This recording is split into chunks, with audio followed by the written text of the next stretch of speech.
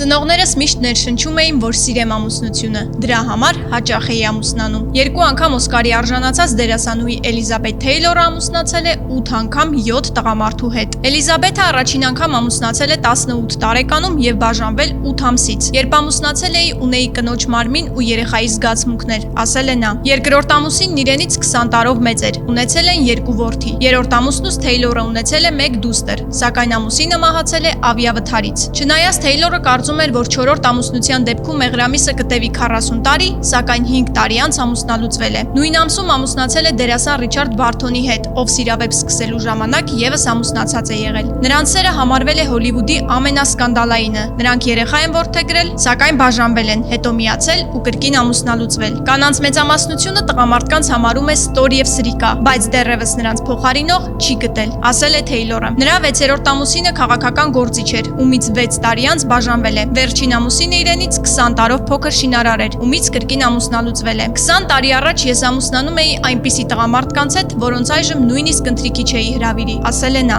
Թեյլորը Հոլիվուդում առաջին դերասանուհին էր, որի հոնորարները հասնում էին $1 միլիոն։